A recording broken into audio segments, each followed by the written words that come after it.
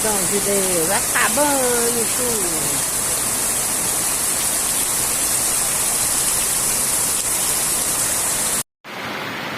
Ô pessoal, é a chuva que Deus manda mesmo, aqui ó. Ó.